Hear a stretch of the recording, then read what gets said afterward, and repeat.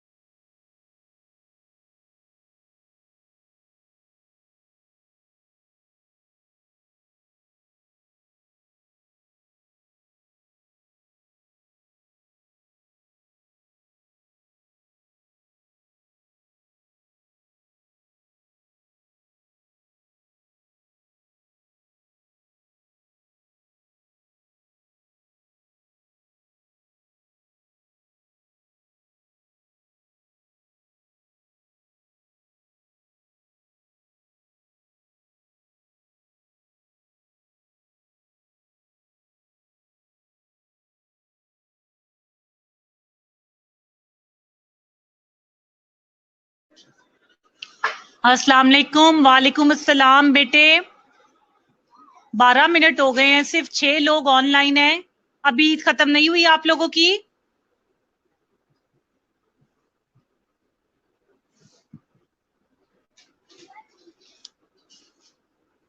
2 से 3 मिनट और वेट करती हूँ, फिर हम स्टार्ट करते हैं बेटे।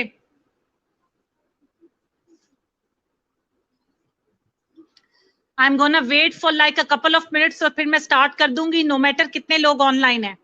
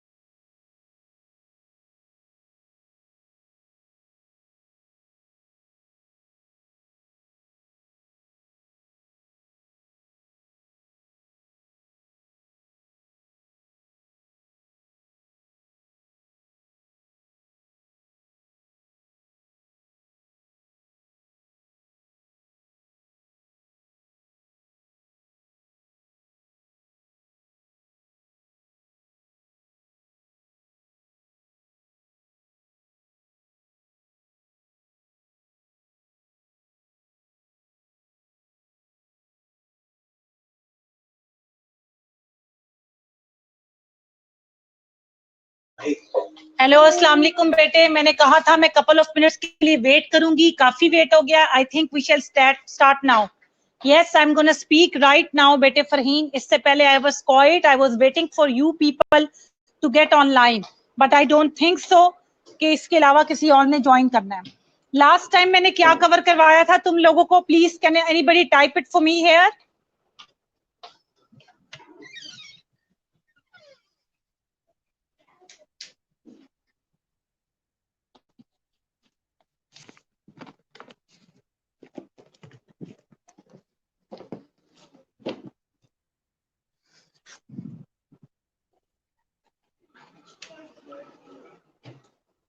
Hello everybody, bete, can you hear me?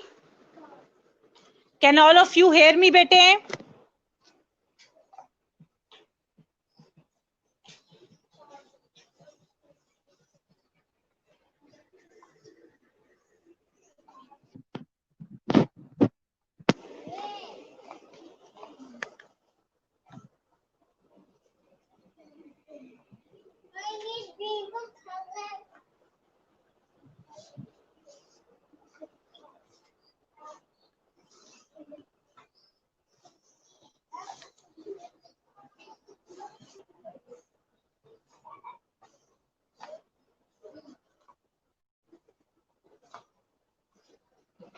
Okay great बेटे, please let me know last time कौन सी थियरी पे छोड़ा था मैंने?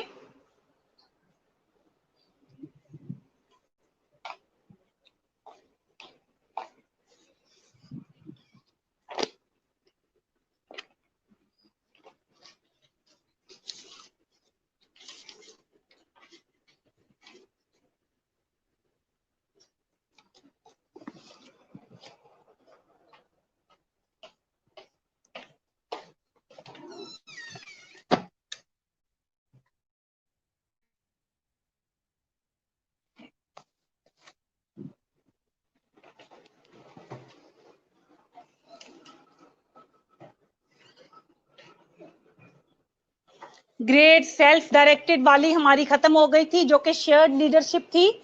उसके बाद मैंने इमोशनल करवाई थी और फिर सर्वेंट लीडरशिप थी। सर्वेंट लीडरशिप के बारे में मैंने कहा था मैं खुद लिख के दूंगी।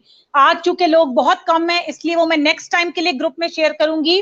लास्ट टाइम मुझे याद है मैंने तुम लोगों को मैनेजमेंट के फंक्शंस पढ़ाए थे, लीडरशिप के, सॉरी। मैंने तुम लोगों को एक क्वेश्चन कवर करवाया था जो नोट्स में से था, जिसकी पिक्स मैंने बेटे ग्रुप में शेयर की थी आप सबके साथ। Let me check that again. और ग्रुप में मैं दोबारा कुछ शेयर करने लगी हूँ, प्लीज उसको देखो और उसी को कवर करेंगे।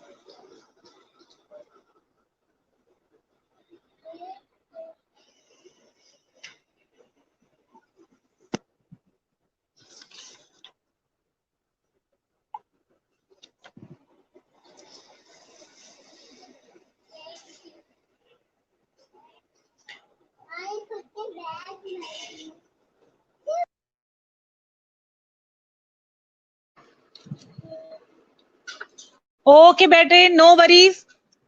हम लोगों ने लास्ट टाइम करवाया। It's all right Mariam, you can call me mama, I don't mind. ठीक है, if they say teachers are spiritual parents, so it's all right बेटे, no need to rectify it. अच्छा बेटे, लास्ट टाइम मैंने तुम लोगों को कवर करवाया था मैनेजमेंट के फंक्शंस। अब तुम्हें याद हो, मैनेजमेंट के फंक्शंस का मैंने तुम लोगों के साथ बने हुए नोट्स शेयर किए थे और वो तुम लोगों ने वहीं से करनी थी। लीडरशिप, सॉरी, ये थी 8 functions of leadership skills. Question normally आता है जिस तरह, उसी तरह मैंने ये कवर करवाया था। आज मैंने ग्रुप में तुम्हें एक और क्वेश्चन भेजा है बेटे, ये क्वेश्चन भी बहुत इंपॉर्टेंट है और आपके पेपर्स में बहुत आता है। ये भी काफी इंपॉर्टेंट क्वेश्चन है बेटे, जो मैनेजमेंट की आता है कि define the functions of management. ये क्वेश्चन ऐसे आता है, यहाँ पर ये क्वेश्चन बना हुआ है define management with examples. Paper में ऐसे नहीं आता, पेपर में आता है define the functions of management. अगर ये फंक्शंस ऑफ मैनेजमेंट करके आए बेटे तो यही इसके 4 फंक्शंस हैं, planning, organizing, leading and controlling. These are the basic functions of management. यहाँ पे 4 दिए हुए हैं। हमारे पास कुछ किताबें ऐसी भी हैं जिसमें इवैल्यूएशन और फीडबैक और ये चीजें भी लिखी हुई हैं, वो भी गलत नहीं है, लेकिन जो बेसिक 4 फंक्शंस हैं मैनेजमेंट के वो यही हैं, planning, organizing, leading and controlling.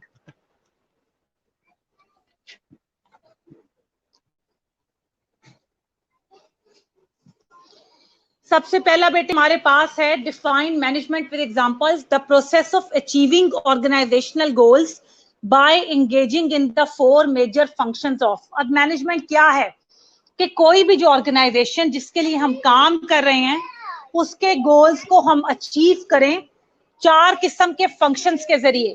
कोई भी गोल अचीव करने के लिए बहुत जरूरी है कि सबसे पहले प्लान बनाया जाए, चाहे वो लाइफ गोल हो, चाहे वो डेली गोल हो, चाहे किसी ऑर्गेनाइजेशन का गोल हो। तो मैनेजमेंट का बेसिक फंक्शन, पहला पिलर है प्लानिंग। अब प्लानिंग में क्या आता है, the process of setting goals and deciding how best to achieve them.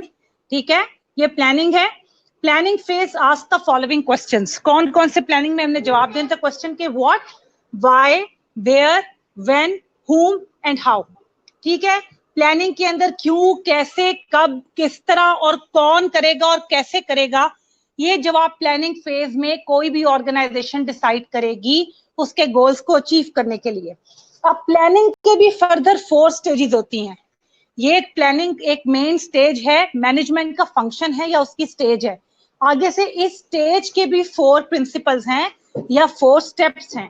पहला है एस्टेब्लिश ऑब्जेक्टिव। सबसे पहले तो जो ऑब्जेक्टिव हमने लाइफ में अचीव करना है या ऑर्गेनाइजेशन के लिए अचीव करना है उसको एस्टेब्लिश करना, यानी कि उसका तयन करना बहुत जरूरी है कि हम क्या करना चाहते हैं। फिर evaluate the present situation and predict future trends and events. फिर इस वक्त मैं कहाँ खड़ी हूँ और जहां पर मैंने फ्यूचर में पहुंचना है वहां तक पहुंचने के लिए क्या चैलेंजेस होंगे और उस वक्त की क्या कंडीशंस होंगी जिसको मैं यूज करके अपने गोल की तरफ पहुंचूंगी। फर्ज करो किसी ने कोई मशीनरी खरीदनी है, ठीक है, मशीनरी मैंने इस साल खरीद ली है, फिर उसके बाद रिपेयरिंग कॉस्ट उसकी आ जाती है। बेशक कैपिटल इन्वेस्टमेंट मैंने कर दी है, मशीन को खरीद के मेरे पास है, पर रिपेयरिंग कॉस्ट अभी भी मौजूद है। तो मैं पहले से अंदाजा लगा लूंगी कि अगर इस साल इस मशीन की रिपेयरिंग कॉस्ट इतनी है तो मुझे अगले साल के बजट में इसकी रिपेयरिंग कॉस्ट कैसे, पहले से अगर मैंने इस साल रिपेयरिंग कॉस्ट 8,000 लगाई है तो 2 साल बाद कितनी होगी, मे बी वो डबल हो जाए। ठीक है, चीज कम तो नहीं होगी, बढ़ेगी। ये सारी चीजें मुझे प्लान करनी है अपने ऑर्गेनाइजेशनल गोल्स को सक्सेसफुल करने के लिए, फ्यूचर ट्रेंड्स एंड इवेंट्स को देखते हुए। उसके बाद फॉर्मुलेट अ प्लानिंग स्टेटमेंट। अब जब गोल भी स्टैब्लिश हो गया, फ्यूचर ट्रेंड देख लिए, करंट सिचुएशन एनालाइज कर ली, तो अब हमने क्या करना है, अब हमने एक स्टेटमेंट लिखनी है। होती है ना हॉस्पिटल में जाओ, तुम्हारी मिशन स्टेटमेंट, विजन स्टेटमेंट, कि हमारा जो जिम्मेदारी है वो पेशेंट्स को अद्वियात, म्यारी अद्वियात फ्राहम करना नहायत ही मुनासिब कीमत पर, ताकि हम उन्हें बेहतर से बेहतर जो है वो जिंदगी गुजारने की सहूलियात फ्राहम करें। ये क्या है, ये मिशन स्टेटमेंट क्या है, ये नहीं कि कॉन्टिन्यूअस एफर्ट है। जो भी ऑर्गेनाइजेशनल गोल्स हैं बेटे वो मीट नहीं है, वो कोई स्टेगनेंट अचीवमेंट नहीं है, वो कॉन्टिन्यूअस हमारी एफर्ट है जो एक ऑर्गेनाइजेशन को उस पोजीशन पे रखेगी। मैंने तुम्हें पहले ही बताया था कि मैनेजमेंट और लीडरशिप जो है वो एक कॉन्टिन्यूअस प्रोसेस है, वो चलता चला जाता है एक माइलस्टोन से दूसरे माइलस्टोन की तरफ। ठीक है, उसके बाद convert a plan into action statement. कोई भी प्लान एक बोगस प्लान होगा जब तक कि तुम उसके लिए कुछ करोगे नहीं। So obviously you have to do something for it as well. ठीक है, अब जो मैंने ग्रुप ये शेयर किया है, मैंने पढ़ के तुम्हें इसको समझा दिया है। सिर्फ 1 मिनट है तुम्हारे पास, ये सिंपल इजी स्टेटमेंट है, प्लीज इसको पहली वाला पैराग्राफ जो मैंने पढ़ ली प्लानिंग का उसको एक दफा रीड कर लो, और तुम्हारे जहन में अगर उससे रिलेटेड कोई और क्वेश्चन बात आ रही तो do ask me here please. 1 minute के लिए खामोश हूं मैं, you have 1 minute.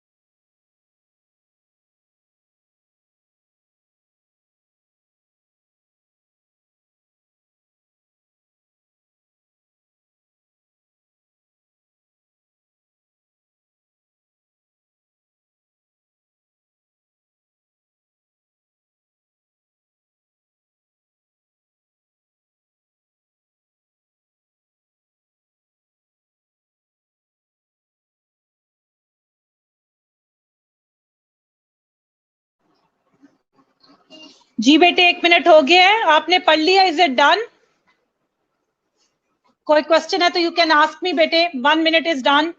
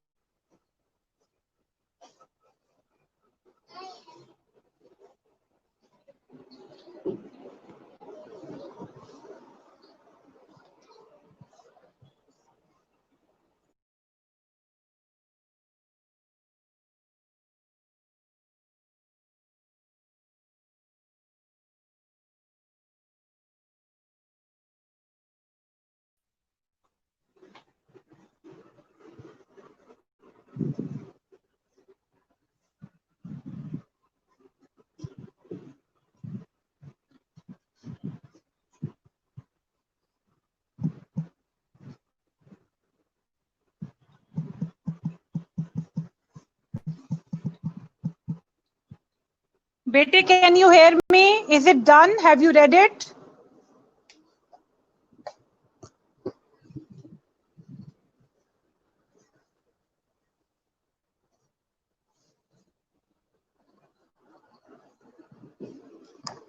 Okay great बेटे।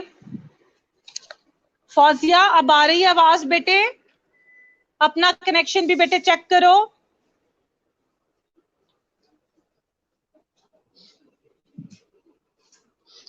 बेटे नेक्स्ट फेज पे जा रही हूं मैं, डेट इज ऑर्गेनाइजिंग,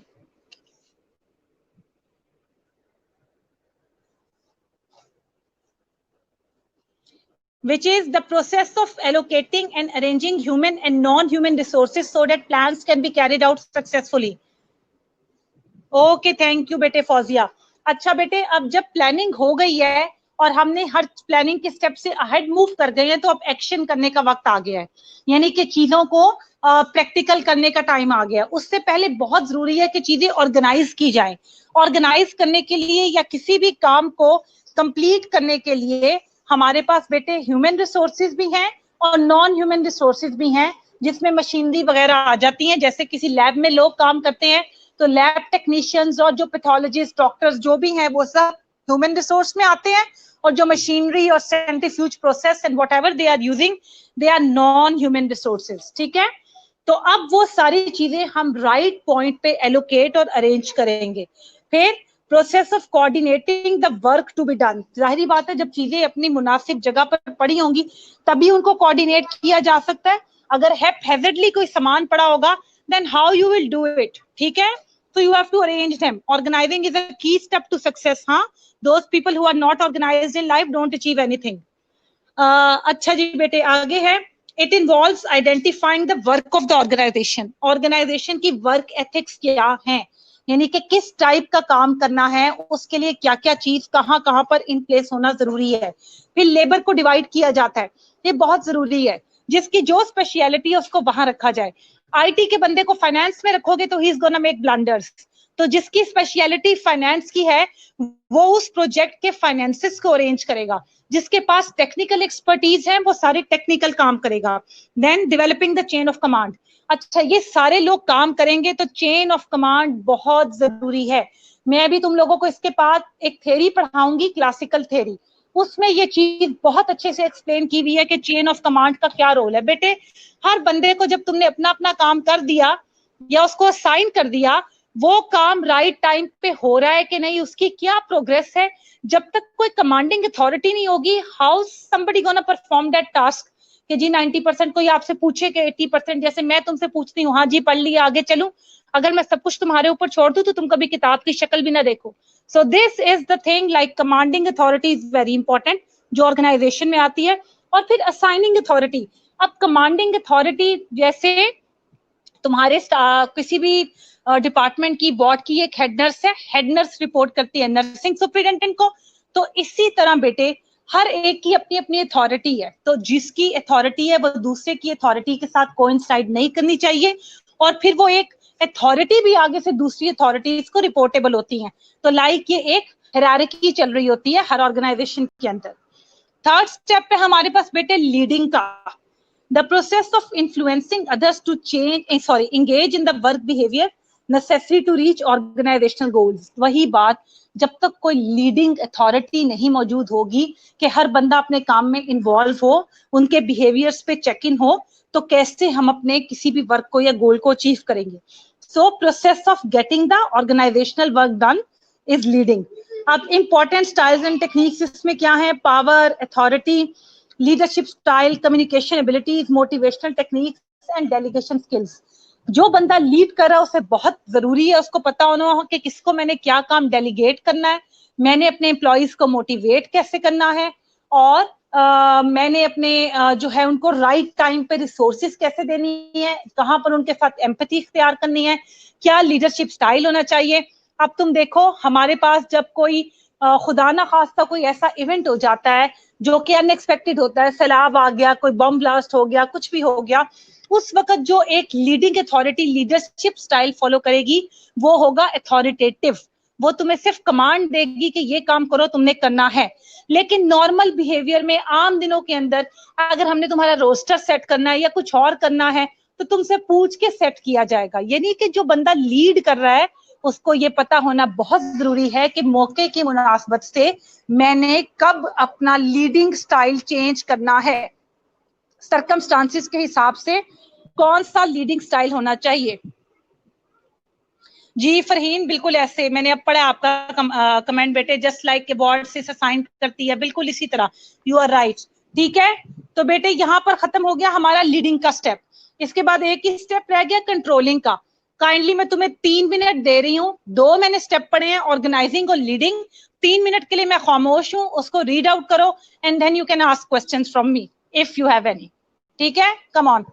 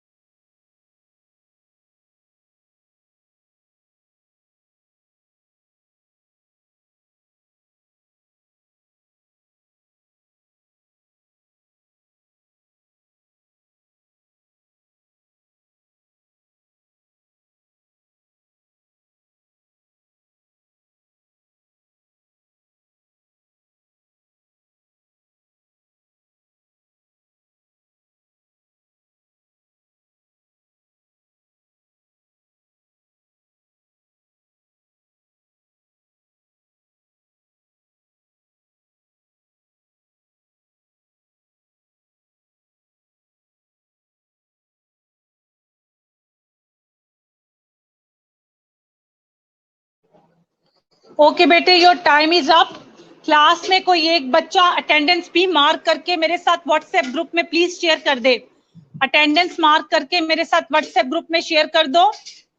कोई भी एक रिस्पॉन्सिबिलिटी ले ले, अगर जीआर है तो वो मार्क कर दे, अगर जीआर नहीं है तो कोई और एक बंदा लेकर मुझे मिलनी चाहिए। होपफुली ये 3 पॉइंट्स तुम्हें क्लियर हो गए हैं। Now I am gonna start with the last one, that is controlling the process of regulating organizational activities so the actual performance conforms to standards and goals। ठीक है, अब लास्ट चीज controlling की है कि जो ऑर्गेनाइजेशन में जो भी एक्टिविटीज हो रही हैं, जो भी परफॉर्मेंस है, उसको कंट्रोल करना जरूरी है ताकि हम अपने गोल्स को इवेल्युएट कर सकते कि we are going in the right direction और नॉट। कोई भी uncontrolled thing will not lead to the achievement of your goals. So controlling is the key and last important step. Comparing actual results with projected results. अगर तुम लोगों को याद हो तो हम केमिस्ट्री के कुछ प्रैक्टिकल्स करते थे जिसमें हम देखते थे थेरेटिकल यील्ड और एक्चुअल यील्ड। कोई भी कंपाउंड सिंथेसाइज करते थे तो ये देखते थे कि एक्चुअल लेबोरेटरी में सिंथेसाइज करने से क्या आया है रिजल्ट कंपाउंड का, और हमें केमिकल रिएक्शन क्या कहता है। तो ये वही चीज है कि एक्चुअली तुम कहाँ जाना चाह रहे थे और तुम पहुंचे कहाँ तक हो, ये उन चीजों का कंपेयर करना प्रोजेक्टेड रिजल्ट्स के साथ। अब कंट्रोलिंग में क्या क्या चीजें आती हैं? Establishing standards of performance. हर बंदा जो ऑफिस में काम करने आएगा वो काम करने आ रहा है और अपना टास्क परफॉर्म कर रहा है, लेकिन उस टास्क को परफॉर्म करने के लिए एक एस्टैब्लिश स्टैंडर्ड होना चाहिए कि हाँ, अगर मैंने तुम्हें आज इतना काम दिया और तुमने आज इतना कंप्लीट कर लिया है तो ये तुम्हारा मिनिमम स्टैंडर्ड है कि इतना काम तो मस्ट होना चाहिए। फिर determining the means to be used in measuring performance. Performance को मेजर करने के लिए डिफरेंट इंडिकेटर्स होते हैं। अभी आगे मैं तुम्हें एक चैप्टर पढ़ाऊंगी क्वालिटी कंट्रोल एंड मैनेजमेंट का, फिर उसके अंदर वो सारे इंडिकेटर्स तुम्हें पढ़ाऊंगी कि किसी भी परफॉर्मेंस को मेजर करने के लिए क्या इंडिकेटर्स होते हैं, बेंचमार्किंग क्या होती है और हम गोल्ड स्टैंडर्ड कैसे एस्टैब्लिश करते हैं। ये बिल्कुल ऐसे ही है जैसे अक्सर तुम लोग कहते हो कि जी वीनोफर का इंजेक्शन ज्यादा अच्छा है बनिस्बत मीरोफर के, because you have made that compound as a standard for the performance के जी, लेकिन ये तुम्हारा सेल्फ एस्टेब्लिश स्टैंडर्ड है। यहाँ पर हम सेल्फ एस्टेब्लिश स्टैंडर्ड के बजाय जो एक्चुअल हमारे की इंडिकेटर्स बता रहे होंगे वो करवाएंगे हम। ठीक है बेटे, 10 लोगों की अटेंडेंस लेके मुझे भेज दो। उसके बाद है हमारे पास परफॉर्मेंस, जो भी लोग परफॉर्म कर रहे हैं उनको इवेल्युएट करो, और फाइनली जब परफॉर्मेंस हम इवेल्युएट कर लेंगे तो फीडबैक। फीडबैक हमेशा कंस्ट्रक्टिव होना चाहिए। अगर हम किसी की कोई डिस्क्रिपेंसी भी बता रहे हैं तो वो पिन पॉइंट की शक्ल में नहीं होनी चाहिए, ये बताना चाहिए कि you are lacking here, so you should try to improve on this part। अगर फीडबैक हम किसी को सिर्फ परफॉर्मेंस जो है वो क्राइटेरिया पे करेंगे कि you want to make somebody feel bad, तो इस तरह तुम अपने एम्प्लॉइज की फ्यूचर परफॉर्मेंस को और नीचे करोगे। अगर तुमने 50 का बेंचमार्क रखा था और कोई 40 पे पहुंचा है तो obviously you have to push your employees by motivating, जो लीडरशिप स्किल्स है, बनिस्बत इसके कहने के कि तुम 40 पे आ गए और 50 पे नहीं आए, so obviously you didn't make it and all that blah blah। ये स्टूडेंट्स पे नहीं लगता, ठीक है? ऐसा ना हो तो मुझे कहो मैडम 25 आपने टेस्ट के रखे थे, 5 मैंने ले लिए हैं, मुझे पुश करें मैं 20 नंबर और ले लूं। वो पुश तुम्हें खुद को खुद करना पड़ेगा। वो पुश क्लास में मैं पढ़ा के तुम्हें करती हूँ, वो स्टैंडर्ड चेंज नहीं होगा पासिंग का। ये प्रैक्टिकल स्टैंडर्ड और स्टडी के स्टैंडर्ड वेरी।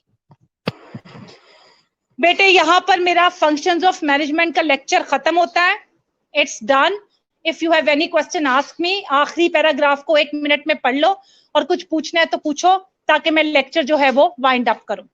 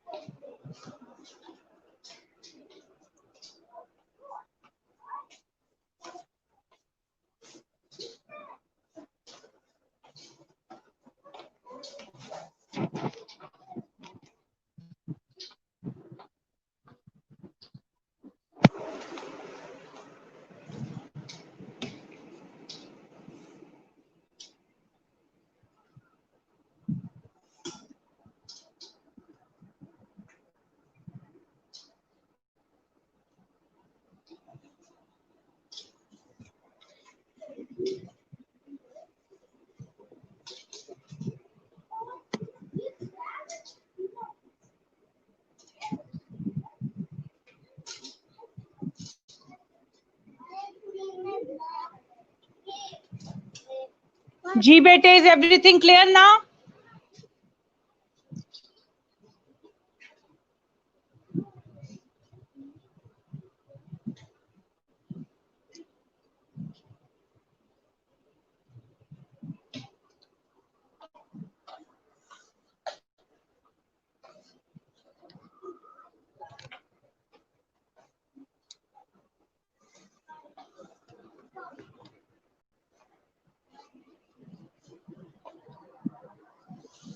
ओके बेटे, अल्लाह हाफिज। देन ग्रुप में मुझे अटेंडेंस भेज दो। See you in the next class. और अगली क्लास में होपफुली तुम्हारी अटेंडेंस अच्छी होगी। ओके बेटे, टेक केयर, अल्लाह हाफिज। I am gonna end up the session.